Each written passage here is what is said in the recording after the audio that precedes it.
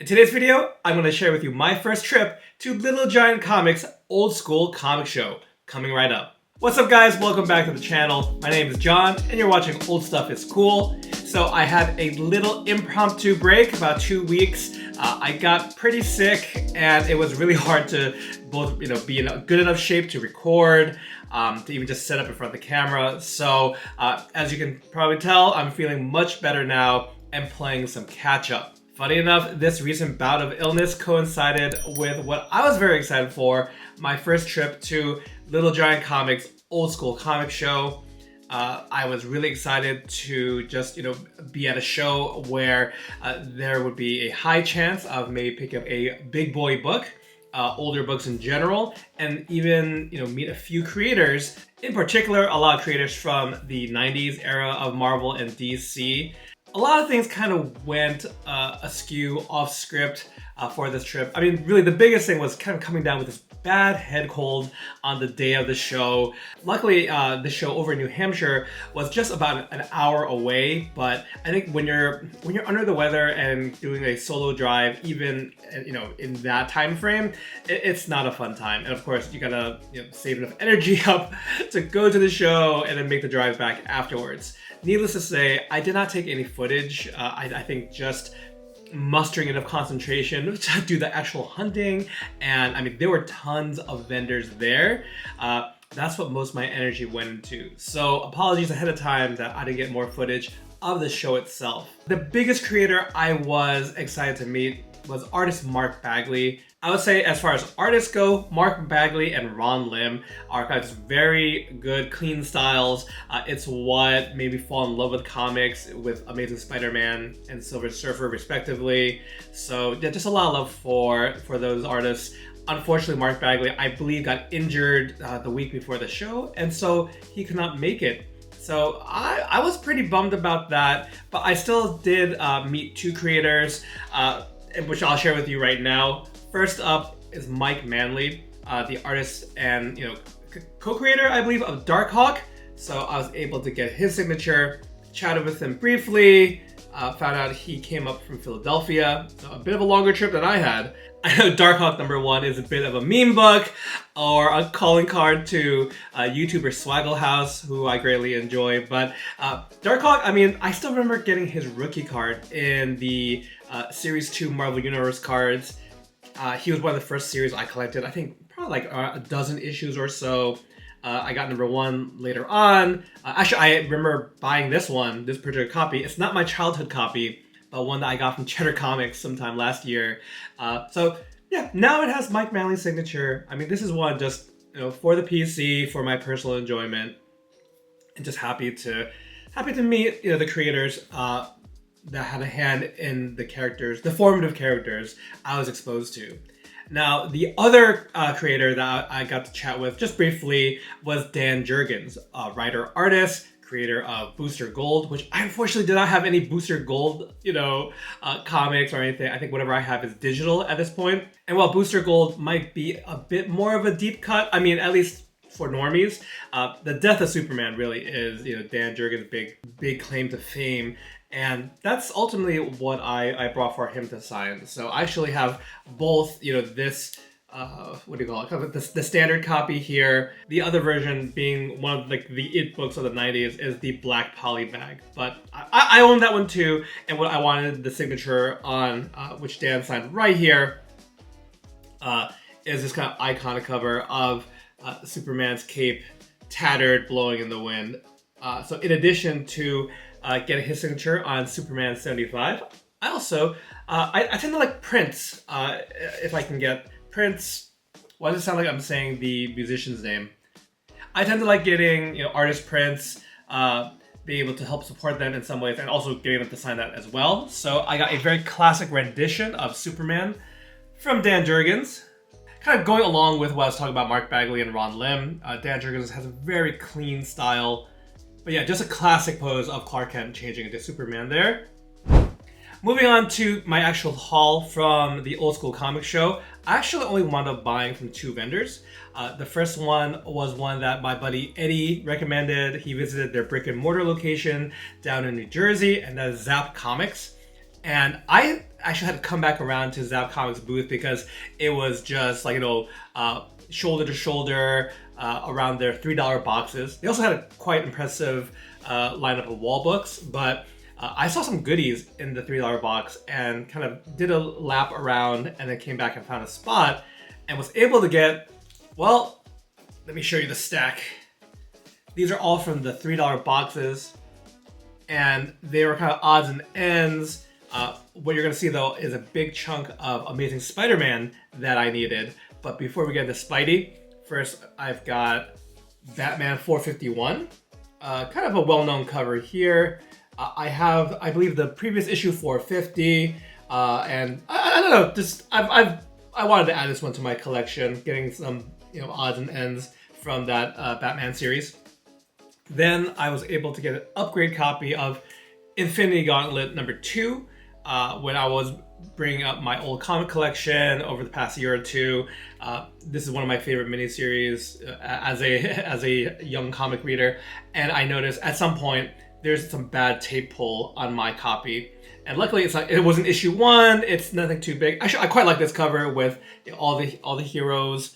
I think that went missing after the Thanos snap on the screen here. Very cool cover. We've got George Perez art here. I mentioned Ron Lim earlier in the video. He would come and help out George Perez with the latter half of this series, but been wanting to upgrade that tape pull copy, and now I have. And for $3, I mean, really, it's that was a no-brainer for me. Keeping with Cosmic Marvel, Silver Surfer issue half. This is one of those Wizard half issues, and it actually comes with the COA, which all these did. It wouldn't have mattered to me if the original COA, the Certificate of Authenticity, wasn't in there, but working on getting that full run of the 90s book, and this was one of them, so glad to add that one. And then the last book for this little Cosmic Marvel part of the haul is Marvel 2-in-1 issue #5, featuring the Guardians of the Galaxy. This is actually their second appearance, and from a quick look at CLZ, this also features the first appearance of Vance Astro's containment suit, which would be the look that I was introduced to the character. I mean, the original appearance of the Guardians of the Galaxy was quite different, and there's different permutations of the team, but being a fan of the Marvel 2-in-1 series, this was one of the big books that I wanted to add. I mean, in the future, I might upgrade this copy. We shall see, but there's no big rush. I was happy to add this one since I was getting a stack of books at this point from Zap Comics. And yeah, just really love that classic cover. You got Captain America along with Thing with the rest of the team. So Marvel 2-in-1, issue #5. I don't think there's too many more. I'm not chasing down that whole series, but that was one of the bigger ones that I had still lingering on my want list. Now, the rest of the haul from Zap Comics are all Amazing Spider-Man, and we'll do a relatively quick flip. Issue 217, I recently actually read this, I think it's like a 2 or 3-parter with Hydro Man and Sandman. So I would say I saw some of these same books from other vendors at this show, and they were definitely asking more than $3. The fact that I found all these from one seller, I was floored. Issue 224, featuring the Vulture. Issue 240, also featuring the Vulture. Issue 246, J. Jonah Jameson taking a swing at Spidey there. Issue 247. This one I'm quite excited for. Issue 248. I had been recommended this one recently, or I think I saw a video on it. The Kid Who Collects Spider-Man. I believe there is a well-known Spider-Man episode, the cartoon from the 90s, which kind of adapted this storyline for an episode where Spidey meets basically a child who is terminally ill and ultimately reveals his identity to him. So kind of a sweet story, one and done. So looking forward to read this. This one, I don't love the cover, but I do think I am trying. when I can to try to plug in some holes in my run. It's the photo cover, Amazing Spider-Man 262. There are a bunch of these photo covers, at this time, and most of them are pretty janky. So that was purely for the collection. Now, on the other end of the spectrum, a cover I actually like, Amazing Spider-Man 266. Something just tickles me about the Toad and Frogman duking it out, and Spidey having to play Peacemaker in the middle there. And then this is an upgrade of a issue I needed, Amazing Spider-Man 279. I think it's like the second appearance of Silver Sable. You got Jack-O-Lantern there. Also, a much better cover than that stupid photo cover. So those were my books from Zap Comics. I think if I ever get the chance to visit their brick and mortar store, I would definitely do so. Now, the other vendor that I purchased from at the Old School Comic Show was Reese's Rare Comics. And there are quite a few books that kind of caught my eye. The graded wall books they had on display were spectacular, but I'm mostly a raw comic collector. And even there are maybe a few issues of Daredevil, a Silver Age Daredevil rather, that I was kind of interested in. But ultimately, I pulled the trigger on 2 issues of the Claremont run of Uncanny X-Men. Funny enough, they both feature the same character right on the cover. First one is Uncanny X-Men issue 116. You can see that Colossus and friends are not in a great position there. I mean, awesome cover. This issue is notable in that this is the first time we're introduced to Wolverine's healing factor. So, fun book here. And the other issue of Uncanny X-Men I got, also featuring Colossus, issue 122, and this is the origin of the character here.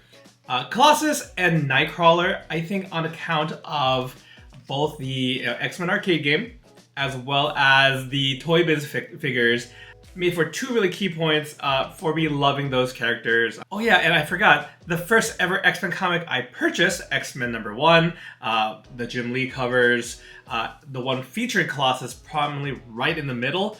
That was my first X-Men comic, so I think that has something to do with my love for the character. Anyway, X-Men 122, this is one I've had my eye on for some time now as well. I'm still debating whether I really want a full run of the Claremont X-Men. I definitely want any of the key issues or covers that stand out to me, but the more that time goes on, and the fact that I have these books in the Epic collections, those are great trade paperback collections of many of the well-known Marvel titles. I'm just wondering if I'm like double, triple dipping and how much I want to do that. But that's something I'm figuring out in real time. That's something that I'm happy to check in with you guys and kind of where I land on it. But all that being said, really happy to pick up these 2 issues of X-Men that do fill out that Claremont run. I was able to negotiate these down to $70 for the pair, which I thought was a fair price. So those were the books my haul from the Old School Comic Show. I kind of wanted to leave, my overall feelings of the show for here at the end of the video, because unfortunately, as I drove home, and actually as I walked away, as I drove home, I was a bit let down. I think, of course, being under the weather did not help whatsoever. I think Mark Bagley not being able to make it was also that one was a real bummer. I had brought my very first issue of Amazing Spider-Man that I had ever picked up. Wanted him to sign it. He was just an artist creator that I was really excited to meet. From the interviews that I've watched and listened to, he seems like a really down-to-earth guy. So hopefully, he is in recovery. I forgot if he injured himself or if he was under the weather as well. But hopefully, Mr. Bagley is doing well. And I think I did hear from Lunch Money Comics that he regularly appears at this show. So that would be enough to get me to come out again. That being said, though, just for actual comic hunting, I think unless you're going for like golden age books, which I do understand it's much harder to come across, especially multiple copies of a book you might be hunting for. But as someone who is only just dipping his toes into Silver Age, and granted, I did my research as far as kind of going prices for some of these books. I did find a lot of books actually were just overpriced, even after some negotiating. I think, in my mind, at the very least, we would be too far off. So I was walking away from a lot of booths kind of just dejected, and I don't know. On top of the drive and then of course the admission fee, sometimes you're pressured to feel like you have to buy books. I did not feel pressured to buy. What I got from the haul, I was very happy with. I think it made it worthwhile. But I think really, other than Mark Bagley returning for next year's show, or if other creators I'm interested, are invited just for purely comic hunting. I think I stick to some local comic shops and some of the online sources that I've come across. But all that being said, we are at the start of convention season, and there are a number of shows coming up in May and June that I'm interested in. So I will definitely try to capture some footage, at least from those upcoming shows. If not video footage, I will at least take some photos. I gotta step up my game here a bit, especially when I am going to conventions, when I'm going to local comic shows. But that's gonna do it for this episode, guys. Thank you so much for tuning in. If you had a favorite book that I showed today from this haul, please let me know in the comments below. But that's gonna do it for this video today, guys. Thank you so much for tuning in, and I hope to catch you in the next one. Take care.